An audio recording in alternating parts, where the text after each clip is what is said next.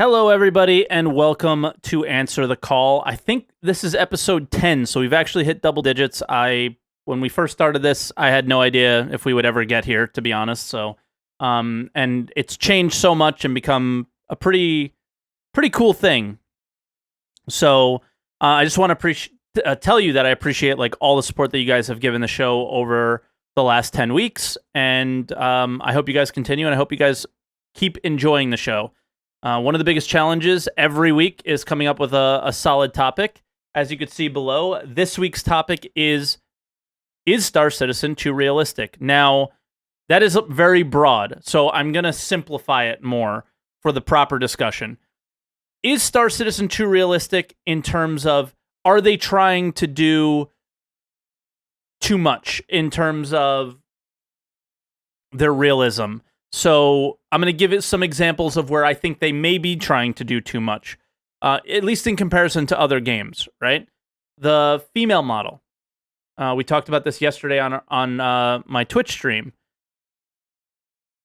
The female model was something that a lot of games just change the model and give they have unified animations between the male and the female. They move exactly the same. The model's just a little bit different. For the female model, I think one of the major challenges with it, the fact that they want to redo animations completely for the female.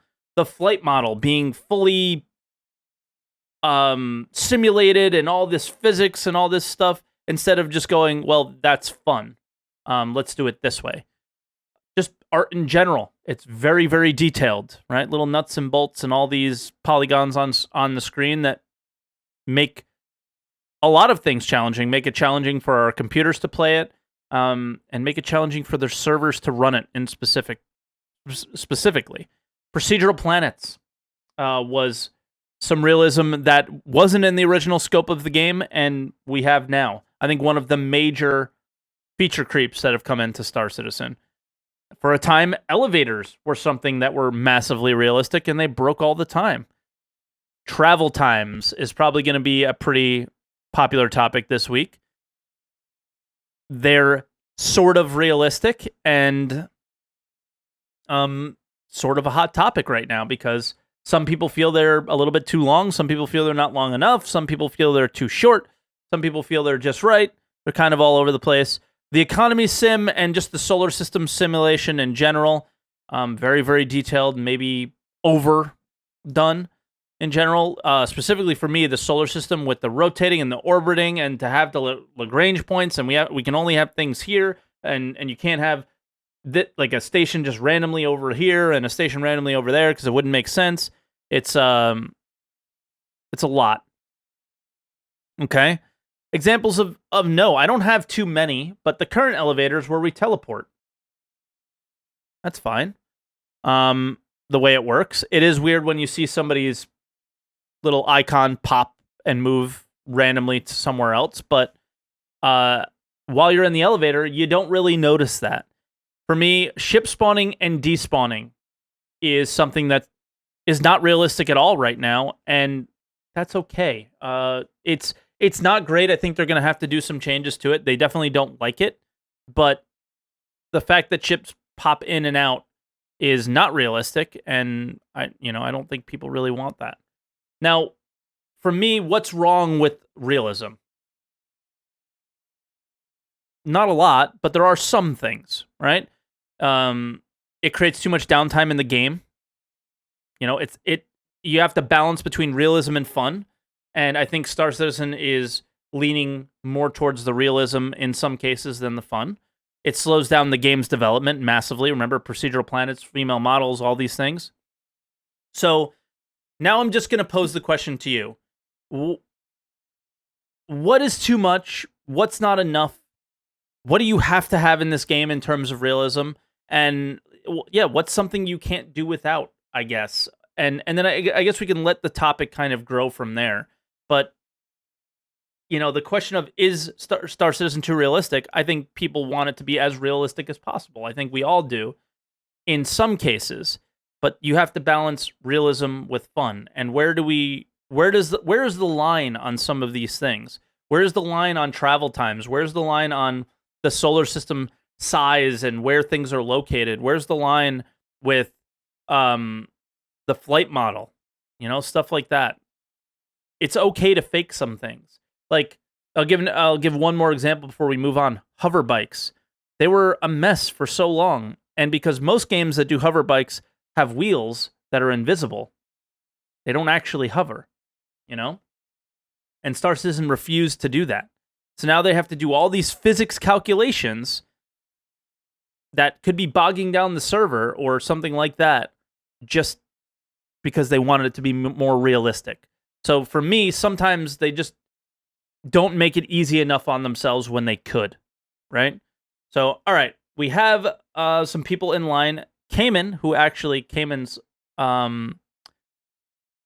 has next week's topic. He suggested it, which is I'll have to look back at it. I can't remember what it was, but it's Caman's. I'll just bring Caman in, who is definitely a VIP caller. All right. So Caman, you're on welcome the call. You're on welcome to the call. You're on answer the call. Welcome to answer the call. So what do you got, man?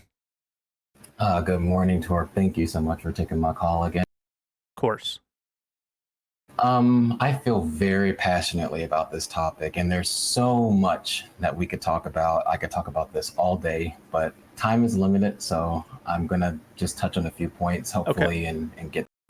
So in my recollection of the various videos and interviews, it appears to me that Chris Roberts and other designers tend to avoid using the term realistic unless it's accompanied with some sort of acknowledgement that gameplay and fun is more important. So for example, we've now seen early examples of them creating space dust and cloud volumes with exaggerated visual elements that aren't strictly realistic.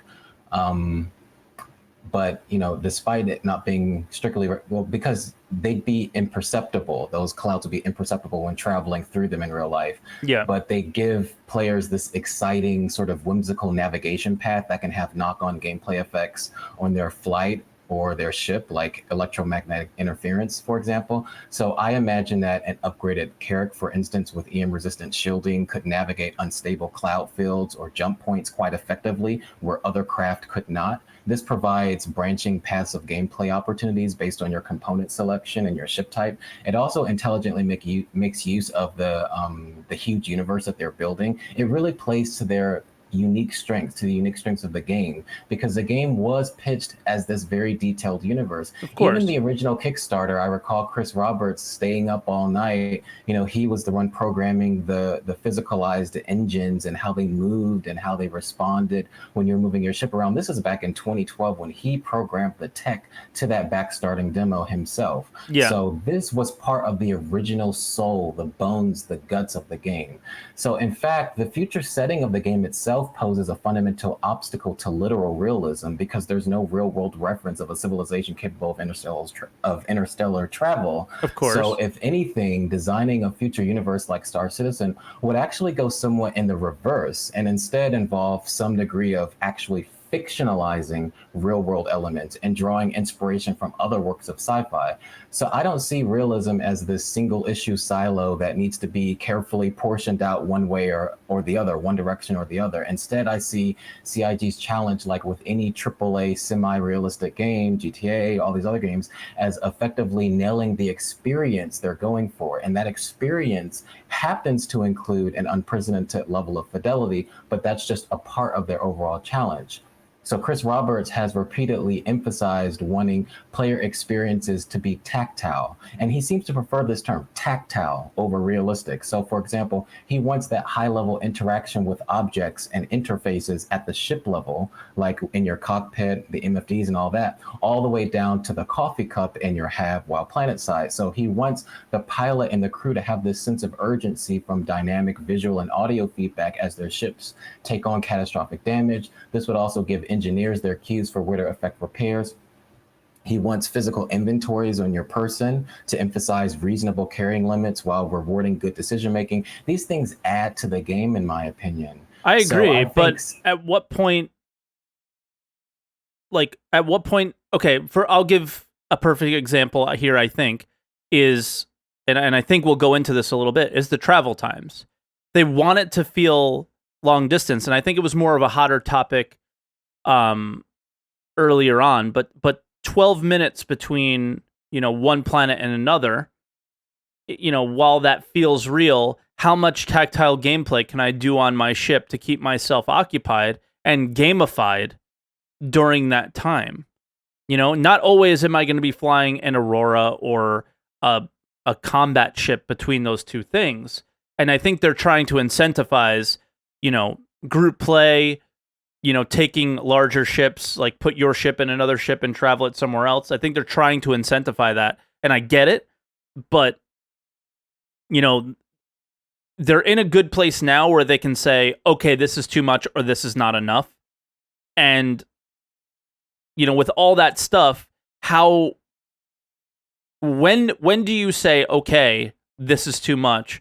And when do you say, it's not enough? In that specific case, like a lot of the points you make are totally fine, but they're not really hitting on the major points for me that are issues, which were, animations having to be super realistic right now, which are things that you can update over time, for the release of the game. The flight model being all over the place all the time because it has to be, simulated perfectly with physics and this and that, when other games are just like up, down, left, right, strafeful, and they seem to work fine and people enjoy them.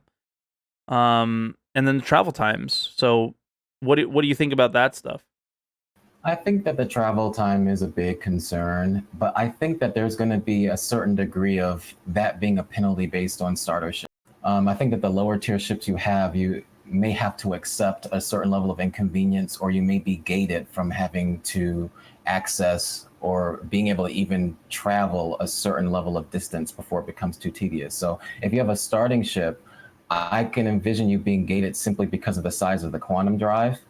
And because we know that the quantum speeds, at least right now, are going to be slower than a larger ship with a larger quantum drive, Yep. that could just come as a cost of, that could just come with the territory. It could just be a penalty for having a smaller ship being able to travel longer distances. It will just take longer. And when you have a smaller ship, you should just stay where you are? I'm not saying you should stay where you are. I'm saying it could just be a built-in time penalty for trying to have an expedition that's a very, very long distance with a small quantum drive. I think that's kind of built into what they seem to want to do. It seems to be built into their vision, because from what I'm hearing from you is you want fun and simplicity. I think that's a bit reductive. Maybe that's not what you're saying exactly, but a bit more simplicity, some more uniformity in those experiences based on regardless of the type of ship that you're flying. But I think that they're looking specifically to design a system where certain types of ships will benefit more, like a Carrack that is designed for exploration with EM-resistant shielding can go into risky jump paths and deal with the challenge of that. But if you try to take a nice luxury 315P, even after it's reworked, to do the same, you're going to be hit with some penalties, whether it be increased time, whether it be your ship is damaged because you go into an electromagnetically active field or something. I think that those are very real possibilities, but that is by design. And it's not, and I don't, maybe we kind of fundamentally disagree with whether or not that should exist as a designed or intentional penalty, but that's my understanding of it. No, I don't think we're disagreeing at all. It's just there's some outliers too that are issues, like, for example, the Herald, the smaller ship. It has a smaller quantum travel drive, but it's supposed to be the fastest ship in the game and move information quickly between one place and another, but it can't because it can't quantum travel fast enough. Yeah. My understanding of that was it was the fastest ship in a straight line outside of quantum. Maybe but then what's the point of it then? I don't know. When quantum travel actually is the travel, you almost never travel like any sort of significant distance outside of quantum travel. No one's really going over 100 kilometers, maybe 200 kilometers outside of quantum travel. That's an excellent point. And when you all brought this up in a previous stream, when you all were talking about, you actually brought this up, I feel like that poses an interesting contradiction with the way that we well, the way that I at least currently envision how it's supposed to work. Yeah. Because if you're data running, you would expect to be data running through systems or at least enough of a significant distance to be quantuming. But at the same time, if they're developing it so that it's also very, very fast out of quantum, maybe they will create gameplay where that is a necessity and where that kind of advantage can be leveraged. I Yeah. don't know yet, and I can't really comment on that, but your concern is well noted. But I Yeah. do think that CIG should absolutely lean into this approach of adapting certain elements of realism into their game world in a way that enhances the immersion and the level of depth and gameplay. You mentioned the female models and animations. I didn't expect you to mention that in the intro. I did kind of expect travel times, but I didn't expect us to really talk about animations or the technical challenges as much. Well, think about how long. Like this was a topic, and honestly, this is a topic I want to bring on to answer the call, but I don't want to. I want to bring it on with a female guest because I don't think it's appropriate for a male that doesn't understand what it's like to be a female to just sit here and say, yeah, it's fine to have males in game only for right now. Females can come in at the very end. We don't need them. I don't think that's appropriate. Now, that is my opinion on the matter, but that's for another answer the call is, develop the game first, bring in the other stuff later. The game can function and then you can spend time on bringing the female model into the game. That's always been my opinion. So it's not as urgent as it is for other people. But again, I'm a male. It's hard to have that perspective. But for me, a lot of people are like, where's the female model? Why don't we have it? Blah, blah, blah, blah, blah, blah, blah. And the answer always has been is the animations, doing all these animations, blah, blah, blah, blah. And that is something that has upset a certain sector of this community because it's taken too long and they want to be, in my opinion, with that, too realistic. Is a lot of games just a female actual player model with we share animations. Yeah. Yeah. And I really and again, do understand. I think when listen, all of these things that I disagree with, they will obviously make the game better. Right? But Yeah. they won't make the game come in faster. And so, I mean, for one thing, travel times, economy sim, solar system simulation may not make the game better. They may make the game more complicated than it should be, in my opinion, and maybe not as fun. I don't want to play Kerbal Space Program. And I don't think we will, but I don't want to play Kerbal Space Program. Yeah. I understand. I actually agree about the female models. And I do think that that's a worthy discussion or worthwhile discussion, maybe in a very minor sense, even now, because it is sort of a knock-on effect. It plugs into sort of the community. It plugs into the social ideas that revolve around how we envision what their priorities should be. So I do think it's important because it does touch on those things, this idea of them. It's kind of like one of your previous questions of, is Star Citizen doing too much? And you and I also talked about that a bit.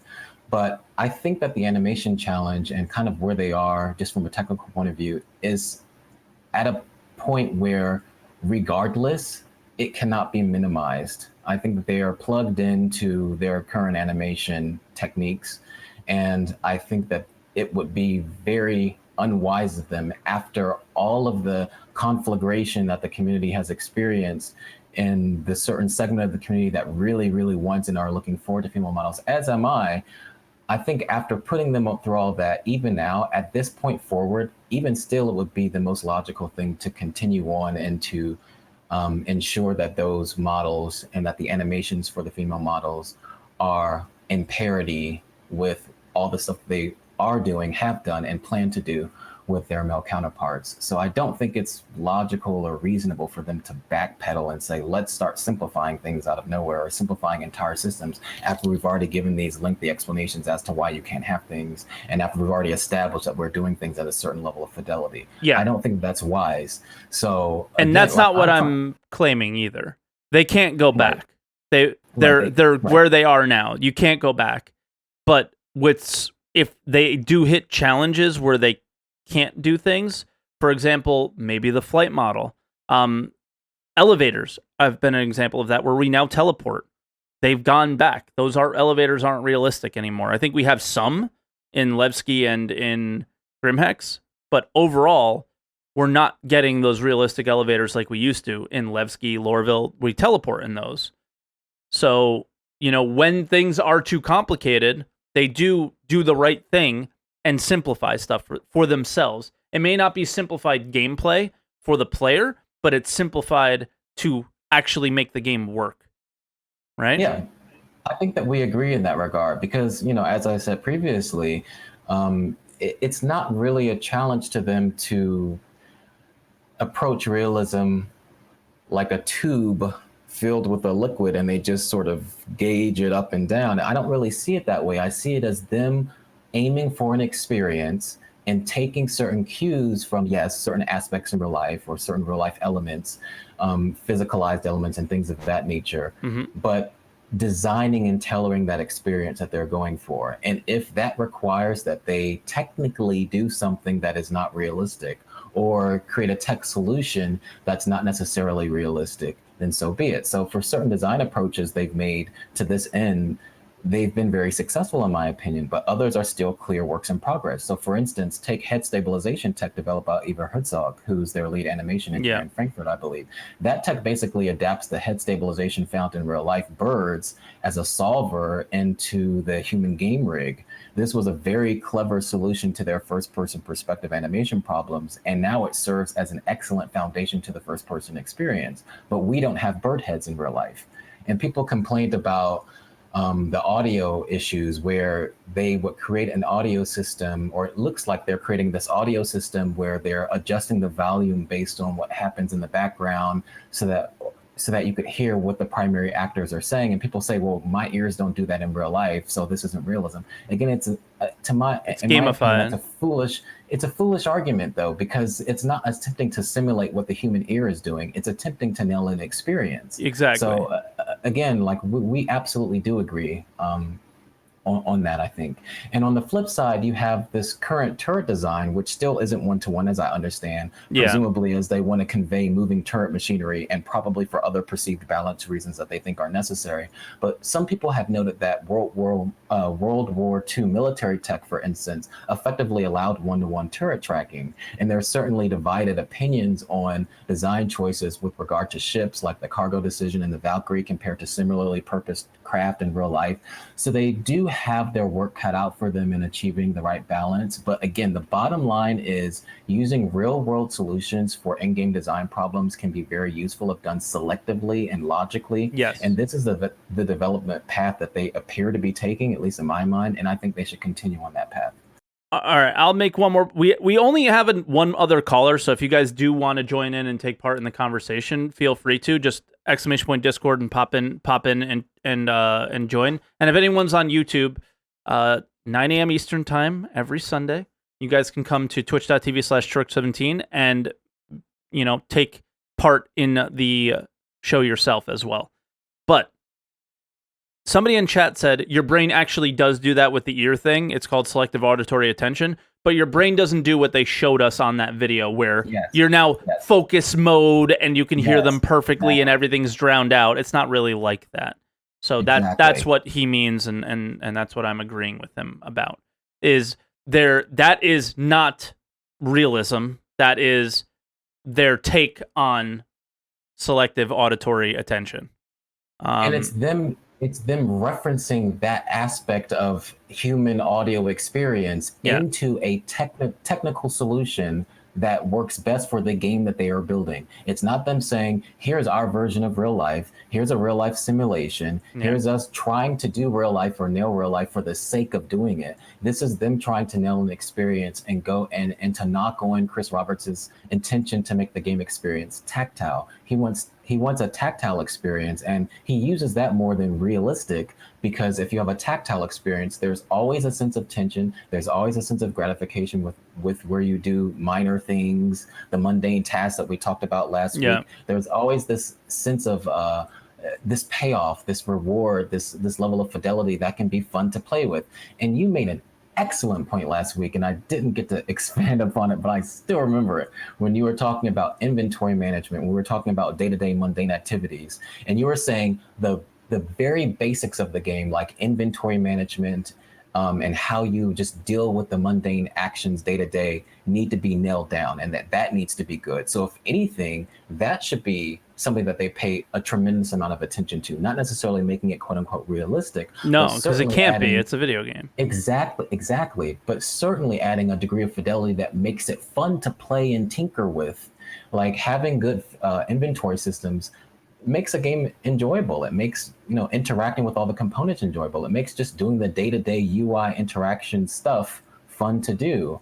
And I felt like that was an excellent point. So again, I think that when some people think of realism, they think of, developers trying to push their version of real life reality or a simulation. And I really don't think games do that. I think that behind the scenes, from a design perspective, it's always about using aspects of reality or using aspects of the real world as points of inspiration, and then building tech solutions to create very specific experiences that, if you actually saw how they worked under the hood, they're very gamified, they're very hand waved, they're very contrived, but they have to be. Even this game, I think we underestimate how, ships floating in clever- atmosphere. Yes, I think we, yes, Because exactly. they can. Is Yes. basically their answer. And lot they of kind of time. have to. But now they're going with the opposite, right? So that's my point with the flight model. And I don't know, maybe I'll make this last point and let you say something, because again, we still only have that one other caller. The flight model is going to change things a lot. If a ship looks like it should fly in atmosphere, it will. If it can't, it won't. And we're starting to see some things like with Lorville, how difficult it is to get out of atmosphere in a ship like a Starfarer. Yeah. 10 minutes, but it also feels like it might be a little bit broken because you can only strafe up, you can't fly forward, all sorts of weird things. So we have to see what happens with the new flight model, but I hope they don't go too realistic simulation and make it enjoyable, because for me personally, I like to fly a lot of the bigger ships and the cargo ships and things like that. And I really want it to be a challenge. I really want to feel the weight, especially when you have cargo in it. But Yeah. I still want it to be doable. And I don't want to spend 20 minutes trying to leave an atmosphere. But at the same time, we also had this discussion about the travel times, where 10 minutes to leave the atmosphere, but when you go into quantum travel, that ship has a bigger quantum travel drive. So you still might beat somebody in a smaller ship from Hurston to Port Olisar.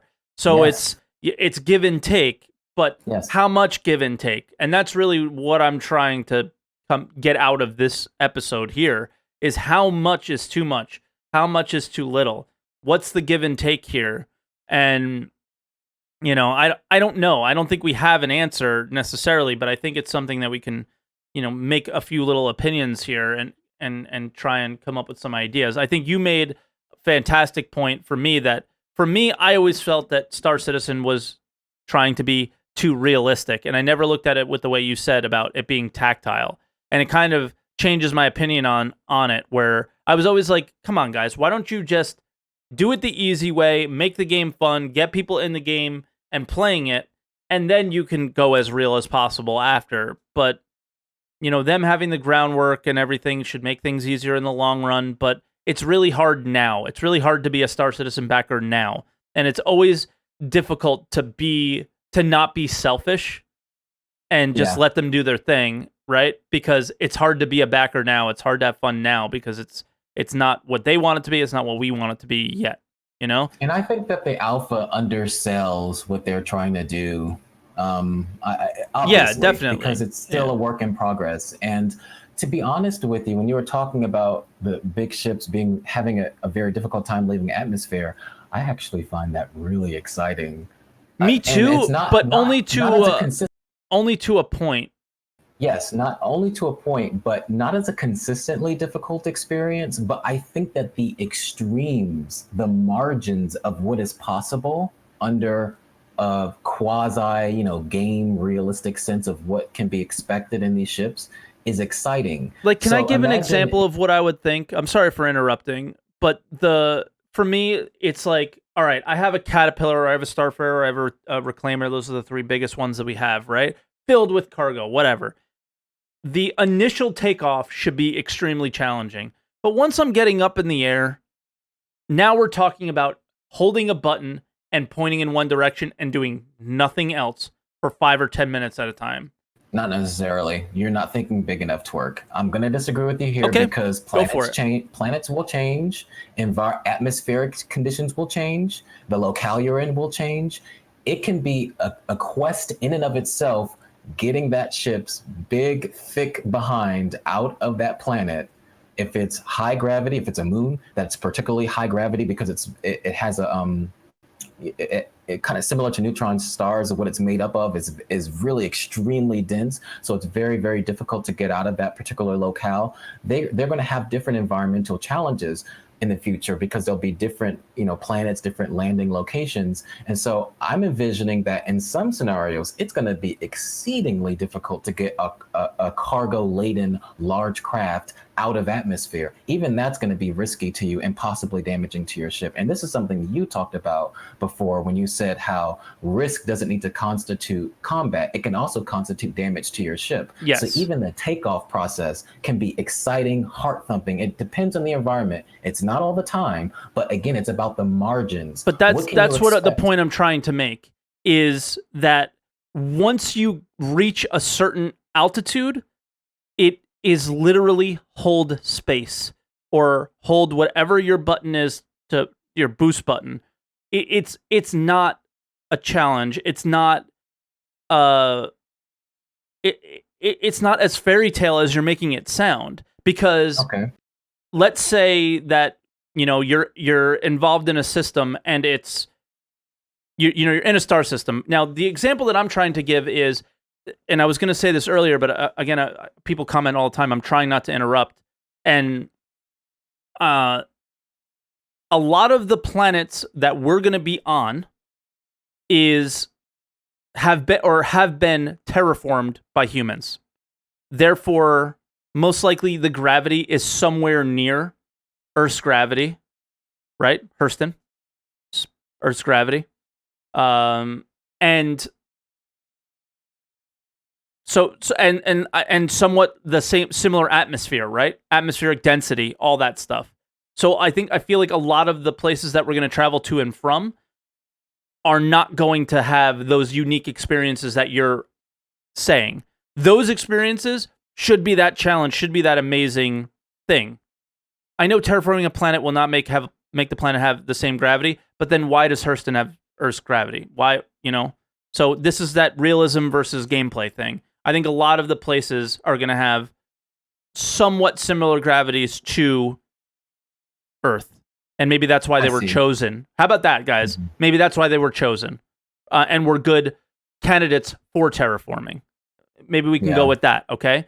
But the fact that I may be doing that for multiple hours a day when playing the game, that's where I'm not okay with it.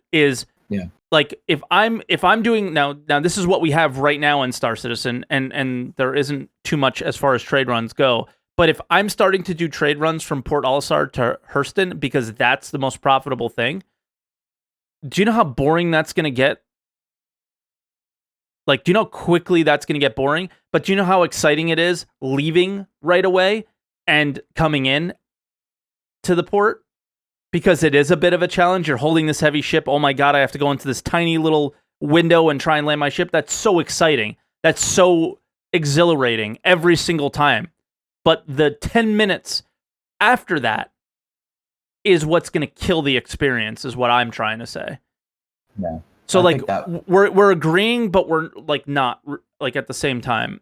I think that we agree. And it could be because of how I'm aggressively stating my positions, probably because I this is a great topic to me, and I love the points that you're making.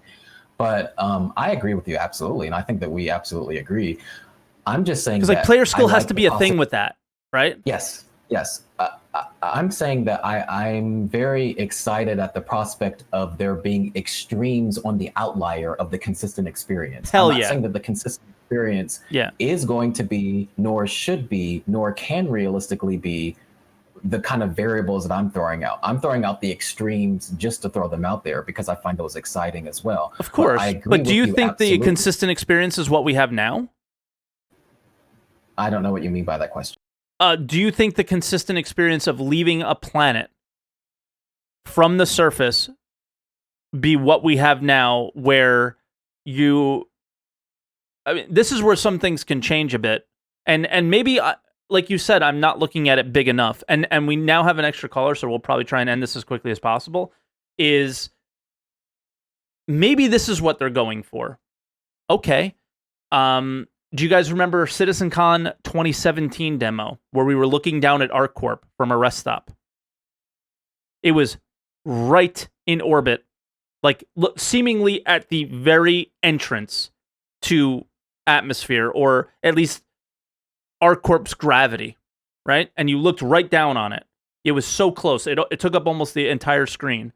Maybe that's the plan for the future, is fly your big cargo hauler to this rest stop, transfer cargo to the smaller ships, and bring them down to the surface. Yeah, and then you're not dealing with these atmospheric effects.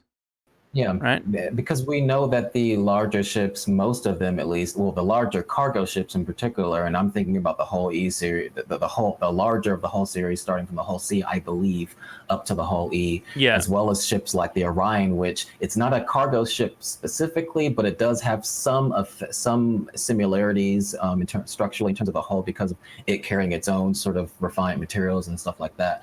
But we do know that some of them won't even be able to land. These large, huge ships won't even be able to have that atmospheric experience in the first place because they won't be able to land properly, and you probably won't be able to get them out in the first place. So this is again an excellent point you're making with regard to how, again, the ship diversity is going to create these specializations where you create this chain of how that type of cargo transit system works. The small ships, even though they're going to have, I think, and this is just my speculation, my prediction, they're going to have a difficult time. You're going to have a hard time, kind of how the meme says, if you try to do an expedition of a very, very long distance, even if it's an exploration-based craft with a very small quantum drive. Just good luck with that. That's going to be a very time-consuming experience. But you are going to have an easy time in local space and dealing with atmosphere, relatively speaking, to very large ships. So that could be, that could give those types of smaller ships value, and it's going to give larger ships their place too. So you do have those gameplay and those knock-on effects. But I do think that the consistent experience, they should very much focus on making that arc, like you're talking about. They should envision very exciting at the beginning. Yes. Making that arc, work well for them. But I love this conversation, and I just want to thank you again for creating this fantastic podcast. I always really enjoy our conversation. So I do too. I appreciate you being on every week, man. Thank you so much. All right, take care. Bye now. All right, we're gonna bring in Belatar. I know that was a long call, guys, but we did it because there weren't as many callers today. Okay, and Caman's always a great call. So, Belatar, welcome to answer the call. How are you? Nightwork, I'm good. How are you? Good. Is this your first time on, or were you on at the very beginning, right? I was on the last show as well. Were you? Okay, so we had a lot of people on the last show. Yeah, there were quite a lot of people. All right, so what's up? What are your thoughts? We did talk about a lot.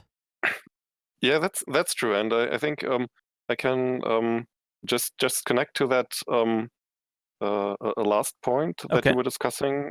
That was a very good example because to me it felt a bit like the discussion was too much fixed on what is in the game right now, right? What is possible currently. Yeah. And in chat, some very good points were made, which I very much agree with, because that example with some big cargo ship taking ages to go out of atmosphere. Mm-hmm. I think that is just one of the purposes of adding some kind of realism to the game, which is creating something like a risk reward or cost reward so that you say, okay, this would take me ages to do, so I won't do it. But instead, these are those smaller cargo haulers are for. And either I have a crew or an org with some of those ships, so they will help me out for free. Like multiple, right? Yeah, like exactly that. So, yeah. Go ahead. Or you might, you might even add in for people who might have that huge cargo ship, but don't have an org to help them out. You might even establish this station in orbit where you can hire NPC cargo haulers for a fee. Which is all, again, you have some kind of cost. You pay those NPC cargo haulers a small fee, and they will ferry it down to the planet for you. It is all, again, incentivizing and creating cooperative gameplay options. Yeah, I mean, so, what you make me think about is, and this is a game I've been so excited about over the last few days, is Farm Simulator 19. Like you could play with your friends. And you have one guy that's like gathering whatever, and then another person in a truck that you drop all the seeds into or the finished product into, right? It's sort of similar to that. I don't know why I'm so friggin' excited about that game. I don't know why, but yeah. Well, I thought you were memeing, but okay. No, I'm not. That game looks so fun, man. It looks so fun. But it's like those elements. It's really like a lot of that. Like I imagine a hull E and then 10 hull A's. That are all just taking the stacks off of that ship and bringing them down to the surface and selling them for a larger organization, right? Yep. And I think it's just what you're advertising, of course. Sometimes I want to play the game alone. I don't want to have to deal with anyone. But I think there's a big danger lurking because in a very basic sense for a game, in that you make the game too comfortable and too easy and too little complex at the beginning, it is very hard to add complexity and chores later on. Very good point. Than to take them away. So I would prefer to actually start a little bit overshooting on complexity. And maybe it will cost you a few casual gamers, but you would lose them anyway after 56 hours, 50 to 60 hours. But there will be people who will like the challenge, who will lean into it and try to solve it. And this is, I think, creating really fun gameplay. One example for that was the first iteration of Zwajo that got into the game, where the ATC was not working. It's actually not even a realism or gameplay decision. It's just a flat-out bug. You couldn't land at the town. And what happened was that very quickly a taxi service from Gate 4 emerged, which was actually a lot of fun to play. So that's something. Levski 2 when it was broken, right? Yeah. Those kinds of things always have some trust, especially in a fan base like Star Citizen, which are not your 10-year-old console gamers who rage quit Fortnite players, if you would. I didn't want to say it, but okay. I'm totally it's relevant to today. Yes, for those of you guys that spend time on Reddit, you might see this at some point. But I kept crashing in Star Citizen, and I said if I crash one more time, I'm playing one game of Fortnite. And before I can even finish the sentence, I crashed. So yeah. And you're still owing us 4 dabs. No, I gave I dabbed. 4 kills, 4 dabs. I got 4 kills and I dabbed 4 times. I did it. It was awful, but I did it. Okay. So I think to diverge from this specific example a little bit to the basics of that, what I think is important in regards to realism is that it must not be it may even be self-serving. I think the first thing you have to do as a game developer is to define your target audience, the ones you will be designing this game for. And then the level of realism desired or wanted kind of emerges from that. And what you have to do is to stay true to that and then to to not do self-serving realism. I think that female model example is a very good one, where I'm not quite convinced yet that this is adding anything to the game. That's the hardest thing is gameplay. you're a male. So it doesn't do it for you. Totally fair. You know? Totally fair. Absolutely. That's why, like, I want to have this discussion, but I can't do it without a female. I brought my girlfriend on, and we talked about it yesterday a little bit. But I think I want like a Star Citizen diehard female that, you know, and get their opinion on it. But yes, I don't disagree with you. It doesn't add any gameplay for me. And is a majority of the Star Citizen community male? Yes. So is it needed right now? I don't know. You know? Do I need it in 3.4? I don't. Do I need it in 5.0? Okay. So it may be a good example. It may be also a bad example, because this is just another dimension where you're going out of the gameplay and design bubble into a real world issue and ethics, where I'm totally with you. Where I say this has to be a thing, and it can't be done in a patronizing way. Listen to what the female gamers have to say themselves, and even if it is a non-gameplay serving effort, just put it in to make a statement. I would be totally okay with that.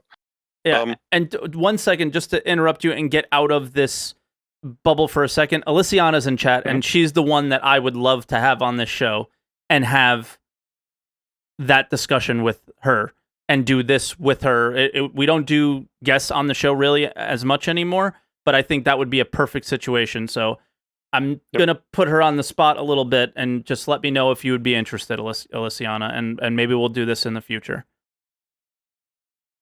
So we'll see. All right.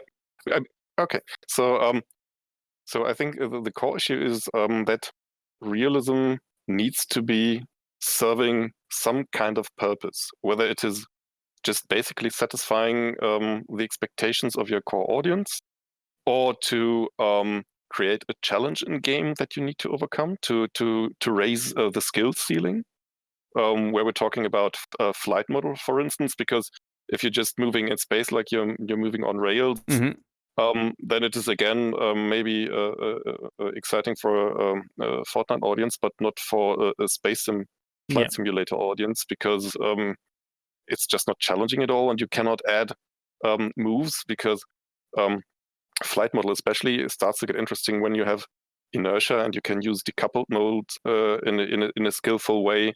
If you can work around G-forces skillfully, so that there's this where realism adds something to strive for and to get better at the game, so that you never fall into feeling like you've finished it or you're perfect now, that you have always something to learn and to strive for. I think that's an important aspect of that. Even like when you're flying in and you're not in a streamlined kind of atmospheric flight type ship, and the ship starts moving all over the place and you start hearing metal rattle, like that stuff's really cool, right? Like that's why I think personally sometimes I feel like, okay, the flight model, why are they trying to do it so realistically? But then when you're actually in game playing it and you experience it, it's like kind of really fun. And you know, obviously we run into bugs. My biggest issue is more with like the motorcycle ships and why they just made it so complicated for themselves. But now look at them. They're a hell of a lot of fun, right? They are, and I think they're going to be even much more fun in the future. I think they said in Sitcom that they are actually aiming to rework it, that it more operates like a jet ski, like right now, where it is constantly shooting itself into space. Yeah. Which is just a very flawed implementation. Yeah. So this, if you add those physics, I think it always also pays into simplifying the process of designing surfaces for those vehicles. Because if it's physics-based, you just put your surface there and then let the physics interact with the vehicle, and it works. If you don't have proper physics, you'll have to, just like vaulting, design all the animations to get over or to get around all of those specific objects, because your game is dumb in that way. Yeah. So I think that might in the background even have a payback, so that you in the long term will have less effort that has to be put into designing surfaces if you have a proper physics model for hover bike. Okay. All right, do you have anything else you want to add before I bring on the next caller? Oh, I have a very long list. Yeah, I have to look. Shorten it a little bit. Yeah, of course, I will. And then we'll bring on the next guy. Yeah. So I think the core point being realism has to add something to gameplay, and that also shows in inventory manage. It creates incentives for bigger ships, even where you would say, if you do not do any realism, where you have this magic inventory where everything can be conjured out of thin air everywhere, why would you even bother having a Cutlass Black over some kind of small dogfighter? Because you can just stack yourselves up with weapon and ammo to the bone. Then, of course, you will choose the most nimble ship with the most firepower to go anywhere, go on your mission, because you can even EVA out and then have your full loadout. But you are not limited in any way. So if you then have a Cutlass Black, as opposed to that, you may add the feature that there's something like ammunition boxes, even food or rations that you need to physically store somewhere, which is a kind of realism, just to incentivize having bigger ships for longer missions if you're going on an exploration run, so that you can go back to your ship and replenish and restock. And that was something that I didn't mention yet, and I'm glad you did, because I forgot to write it down. That was very casually mentioned a couple times, maybe, a year and a half ago, from Dan Truffin and Chris Roberts, about, some survival-ish mechanics in Star Citizen as well. Is that eating and drinking was originally just supposed to add little buffs to you, but not really debuff. And now they were talking about debuffs and some survival mechanics, maybe not DayZ survival mechanics or some like actual survival games, but something like that. And then I haven't talked much about it recently at all, so I don't know what the plan is for it, but it has been mentioned. And I think that is something to kind of bring into the fold here. Is that something... Star Citizen backers or anyone out there listening is interested in, Well, I think it helps actually, not in the sense of turning it into a survival game, because I'm pretty much, I like FPS games, but I'm a little bit put aback by Escape from Tarkov, for example, which takes the detail a little bit too far for my liking, and that's personal taste, of course.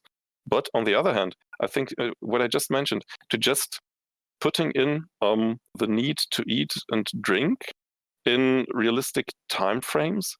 Not like DayZ time frames, and drinking, right? But it's not about eating and drinking and making it a mechanic and making it an animation, but it's about requiring you to bring food for long trips, incentivizing having bigger ships, having specific exploration ships, so you cannot just cheese every content with every ship. It creates diversity, and it creates requirements which you need to strive for again, because then you need that bigger ship. You need to be able to afford it. You need to be able to stock up, and all that. You can create professions for creating those components, for providing food, which opens up another whole universe of gameplay. So it's not for the purpose of being hyper realistic and being survivalist, but for just adding depth to your gameplay.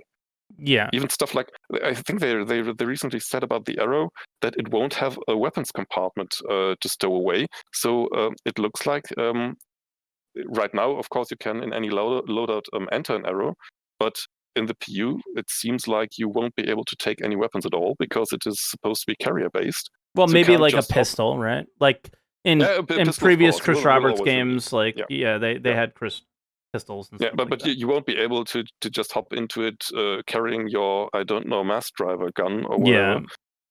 So and I The think that makes railgun, sense. yeah. No railgun in I those. think, yeah.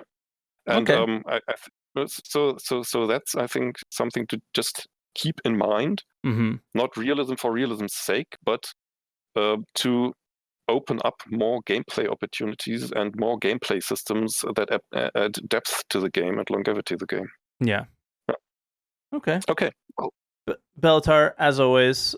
Well, now 2 weeks in a row. For some reason, I thought you were on the first one, but I didn't remember last week. But last week there were so many callers. So, but once you started talking, I was like, oh yeah.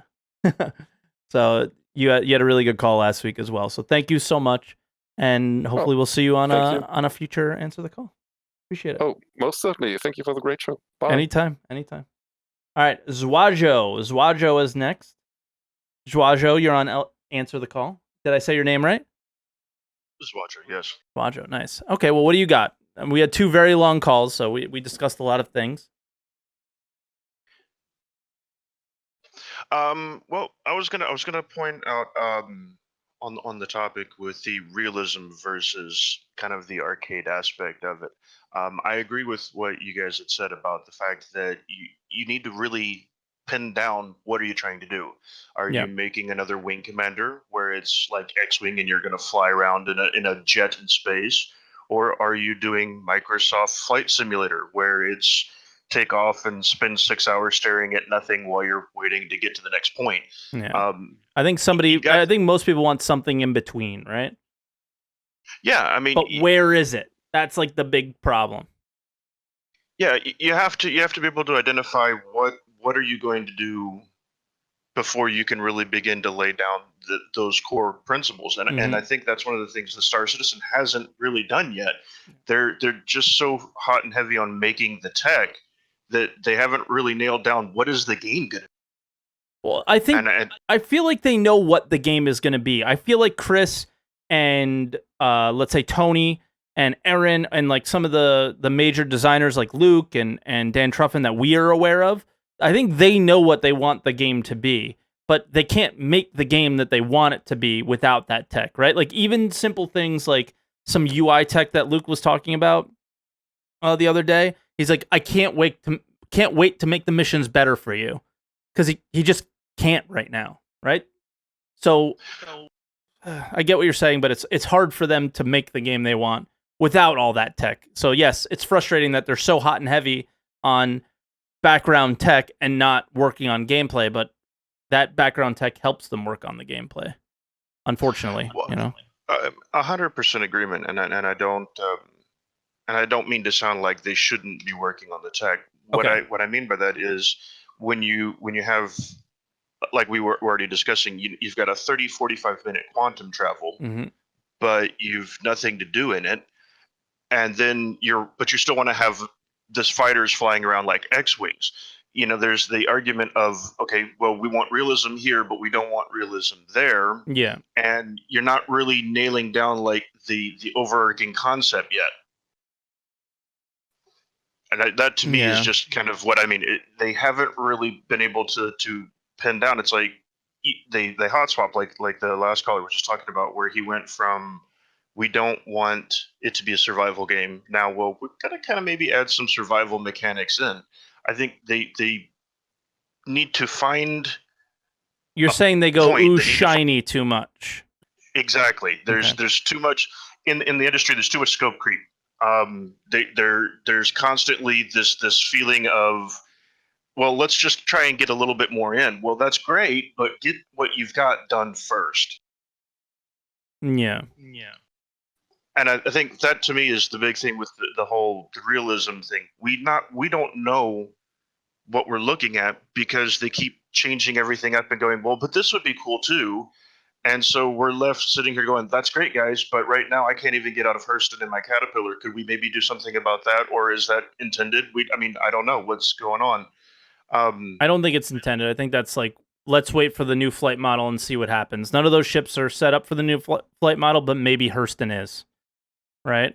So there's lots of things like that, but trust me, I'm with you. And I think for me, I think the main theme of today's video or today's podcast is that what Caman said is, I think we're looking we're not looking big enough.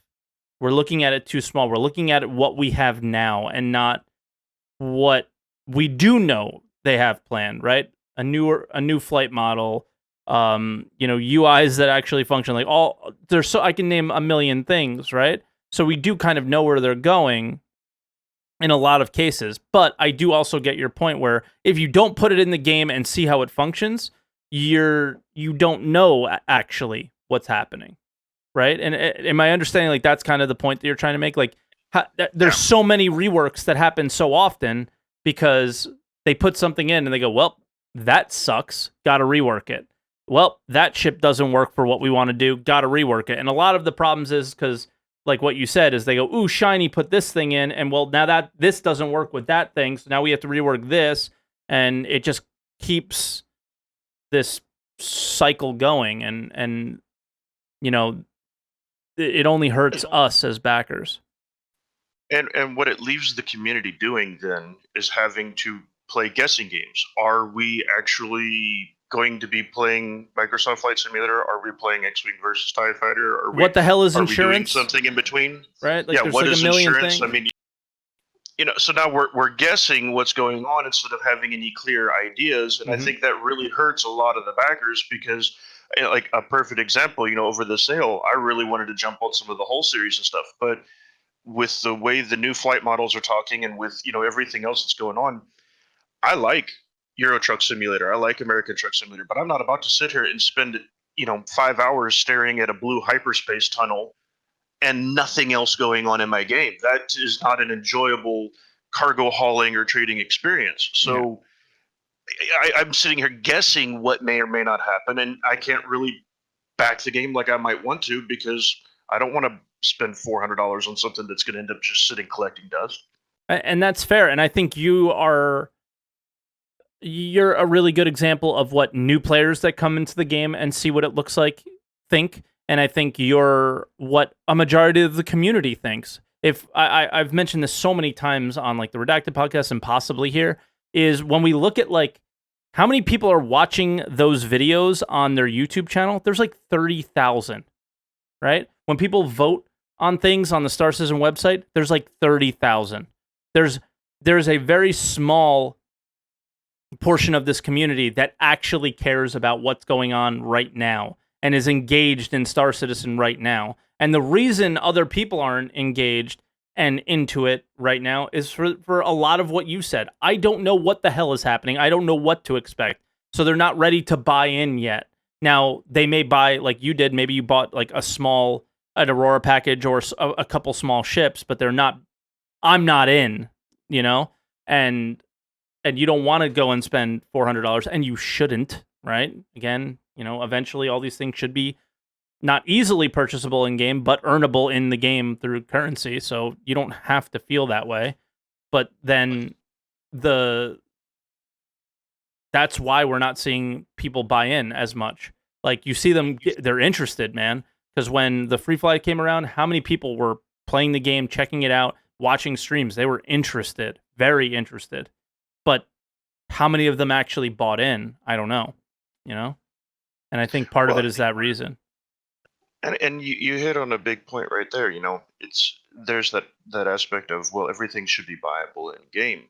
Well, but again, we're left guessing because right now you're looking at a Hammerhead that's 21 million credits and you're making 500 credits per mission. I'm all about what Chris Roberts said with the whole fact that your ship should be part of your character and that you're not just bouncing from the next best to the next best to the next best. Mm-hmm. But at the same token, if I want a specific type of gameplay, I don't want it to be a 6-month grind just to try and get there. Yeah. So, but is it going to be? And again, we don't know. And that you're left just kind of sitting there going, well, I don't know what's going on with this. Yeah. Yeah, that's fair. Well, all right. Do you have anything else you want to add before we head out? Well, I was going to say something with the survival mechanics. Go for it. I think, I'm a little bit older, maybe than some of the Star Citizen community. I remember Oregon Trail and games of that nature. Me too. I think having some aspects of that, having to actually plan for your trip, having to, make sure that you've got the supplies, make sure that you've got enough ammo, that you've got enough of all of the different things, so that when you go out, you're covered. I think that's an appealing gameplay. The whole, like, from D&D Bag of Holding, where I just reach into this magic pocket and boom, I can produce whatever, anytime, anywhere. I don't think anybody actually wants that, but at the same time, what I'm scared of is that it's going to become some kind of survival sim where it's like, oh, sorry, because you've got this, you can only do X, Y, or Z for this very small amount of time, because you're going to have to eat and drink, and you've got to make a sandwich, and Yeah. There's too much of the sim aspect gets turned into a grind instead of fun gameplay. Yeah.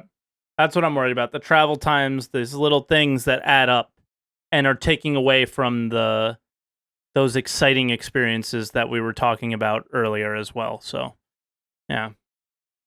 All right.